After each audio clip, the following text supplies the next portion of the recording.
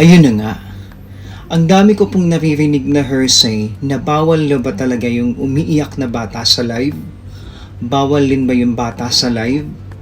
Bawal din ba yung mga backgrounds na maingay? Bawal din ba yung mga naglalaba? Sobrang daming hearsay na ganun. So dahil sa kagustuhan kong ma-clear out po yung mga tanong na yun, minabuti ko pong itanong kay Meta para mabigyan po tayo ng tamang kasagutan sa mga yun. So ito po yung tinanong ko sa kanila. I've heard a lot of hearsay about during live chat that crying babies is not allowed, or babies that are also in the live with their guardians is not allowed. How true is that? How about noisy backgrounds are not allowed as well? And most possibly will get demonetized or flagged? Ang sagot po nila, to address that question, that is not true. So long as background sounds does not contain any music, you will be fine. Is that so? I have a lot of friends who are content creators that was saying it isn't allowed though. So I guess I have to believe that all those are void and not true, correct? Yes, that is absolutely right. So long as I am following the community standards and monetization policies of Meta, I'm in the safe side, right? As long as there's no hate speech and the safety of my viewers are taken care of, correct?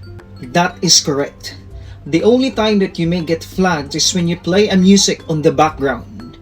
That would be grounds for copyright claims. Sa madaling salita po, hindi po bawal ang bata sa live o hindi rin po bawal ang batang umiiyak sa live, hindi rin po bawal ang mga maingay sa backgrounds po. Hypothetical answer na lang po, ang pangit din naman po kasi sigurong nagla-live kayo na ang ingay po ng background nyo. Ang pangit din naman siguro ng live nyo na umiiyak yung anak nyo tapos kayo nag-i-enjoy sa harap ng camera tapos umiiyak yung bata. Di po ba? Saka ang pangit din po siguro pag nagla-live kayo na sobrang ingay ng backgrounds na po na hindi na po naririnig ng mga viewers na yung pinagsasalita nyo. Di po ba? Tama ako? So ay yung mga nagla-live, gusto talaga natin dapat solemn yung space, solemn yung place na nagla-live tayo, na naririnig talaga tayo ng viewers natin. Which means to say, wag po tayong maniwala sa lahat po ng hearsays na naririnig natin, sa lahat ng kapwa content creators natin na nagsasabi na bawal yung bata sa live. Kasi sa totoo lang, naawa ako minsan, nakikita akong nagla-live na kailangan nilang i-off bigla kasi may umiiyak daw yung bata. Naawa ako sa bata, ang cute pa naman ng mga bata, di po ba? Kaya, wag po tayong maniwala sa ganun. Kaya siguraduhin lang din po natin na walang nakaplay na mga music sa backgrounds natin para hindi po tayo makaka-copyright. Yun po ang pinaka-importante pag nagla-live po tayo. Yun po ang kasagutan ni Meta. For more tips and questions on creating reels, follow for more.